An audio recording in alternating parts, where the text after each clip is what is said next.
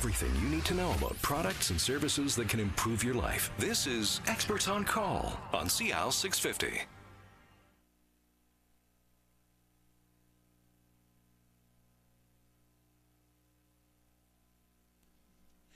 And we're back. This is Experts on Call on CL 650. I'm Joanne Sutton. Today we're talking about insurance, and joining us in the studio are the insurance experts featuring Tira Rary from IntactInsurance, along with Andrew Tablotny of Laguerre Pelling Insurance. So in this segment of the show, we're going to be talking about preparing for summer, protecting your home for when you're away on vacation, or even things to think about when you're hosting a summer party.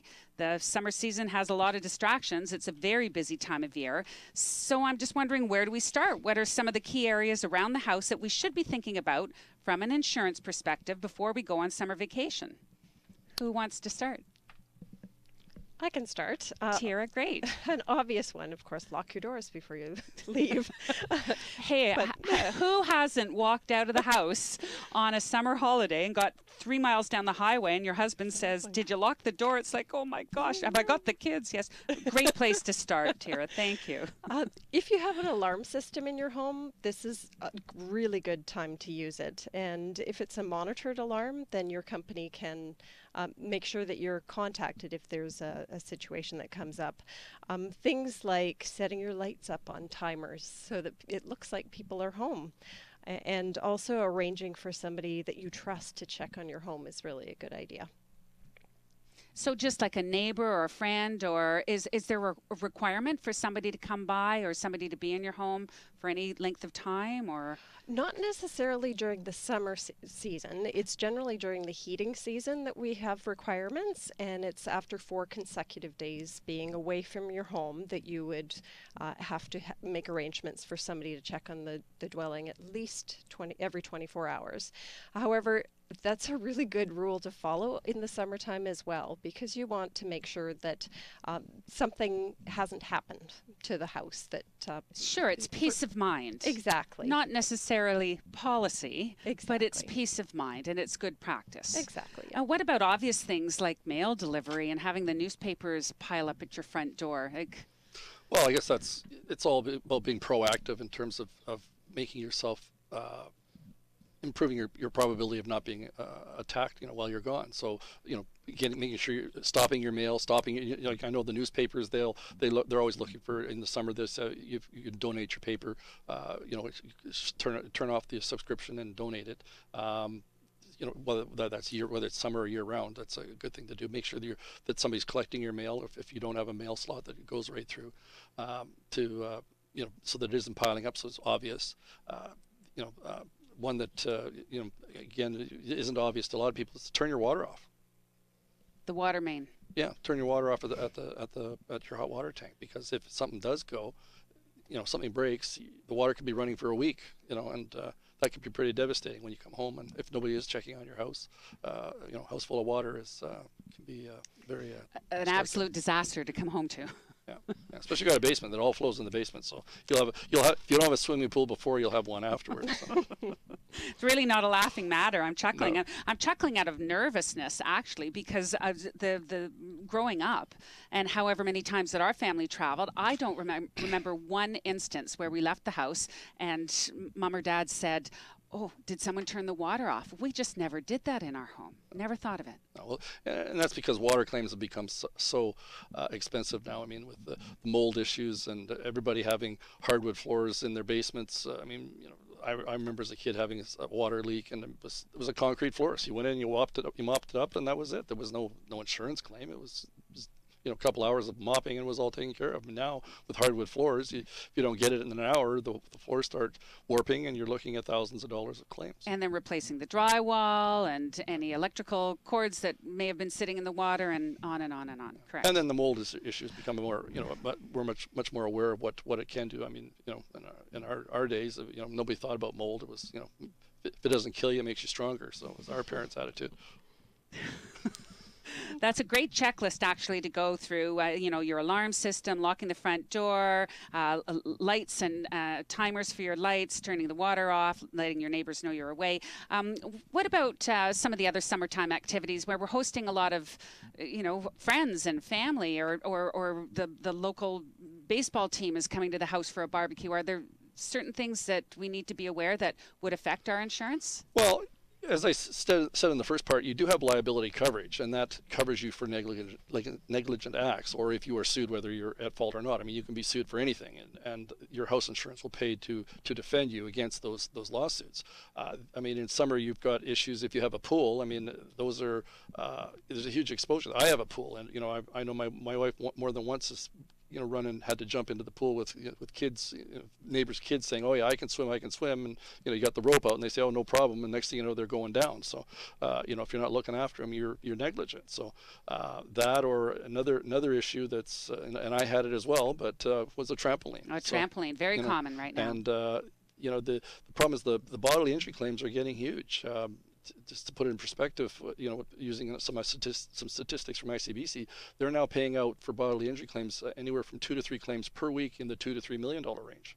So most home insurance policies only cover you up to a couple $1 million, and you don't have to be a brain surgeon to rack up a huge bill. If you're talking about having to look after a 10-year-old kid for the next 60 or 70 years, that adds up to a lot of money having to be put aside to look after that child. So you know, falling head first off of a trampoline could be a $3 million claim very easily.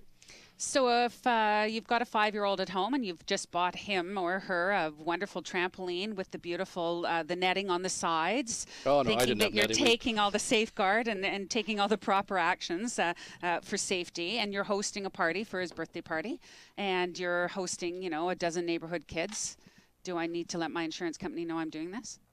No, but you want to make sure you got lots of liability coverage. So.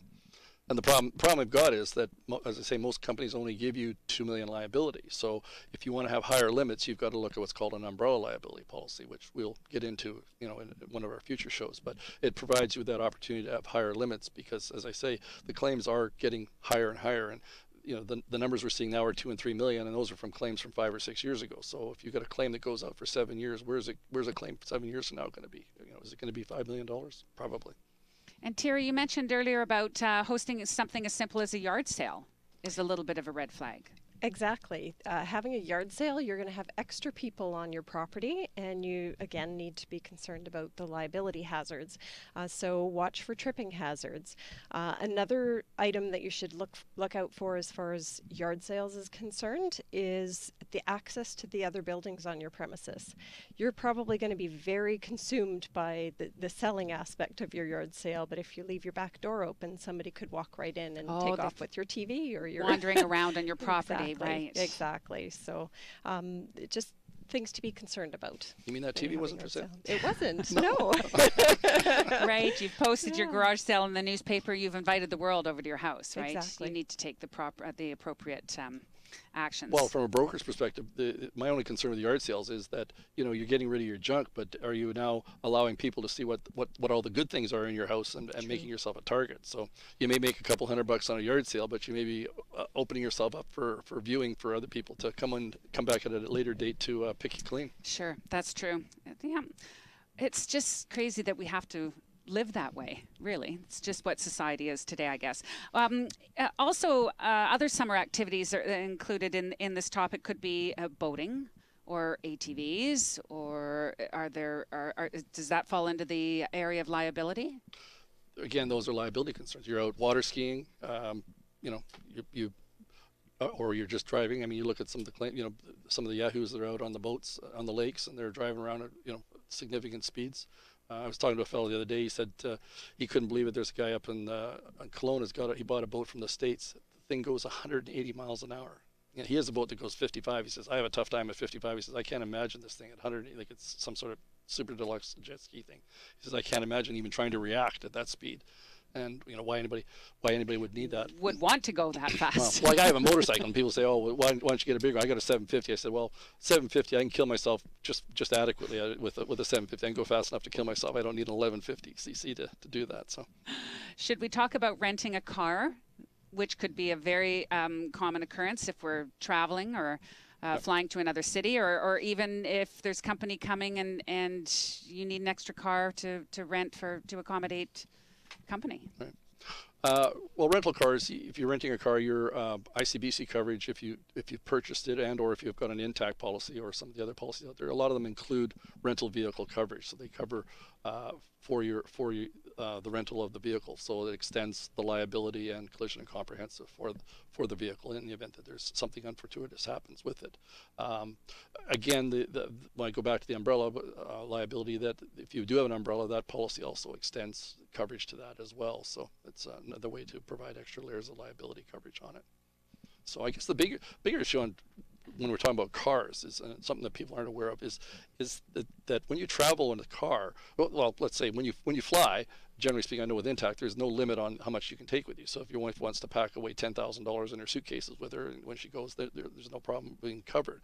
But when you travel, there's restrictions on theft from automobiles, and if you're traveling more than 72 hours, the maximum that the claim will pay would be $5,000. So if you're leaving your stuff in your car, if you've got a lot of expensive camera equipment and your luggage and et cetera, it doesn't take a lot to get over $5,000 sitting in your car. So this is the family road trip where you go off camping, or you drive across. Well, probably not camping, but probably on a drive across Canada to go and see the relatives and stay at the cottage for the summer or something like that, right? Yeah. So you want to. So if you're in the cottage, it's not a problem. But if it's in the back of the car and you're out getting ice cream and somebody, steals your car, the most you're going to be able to claim would be $5,000. Mm-hmm. So it's always a good plan, whether you're traveling or not, whether you're just going to the store, not to leave any of your high-valued items visible in your car. When you're traveling especially, you might want to rent a car that has a trunk that's big enough to carry your luggage so that it's out of sight. It's simple. It's kind of hard to do, I think, in large families because most of the vehicles that are rented are SUVs, and you can see through. Like, it's very rare to have a large vehicle, a big Suburban or a BMW or whatever they are, that they don't have trunks anymore. BMWs don't have trunks. No. I had one. Jeeps, Land Rovers, the SUVs just don't have trunks, so that's definitely a concern. True. Yep. You hope for smoked out windows or something. Exactly.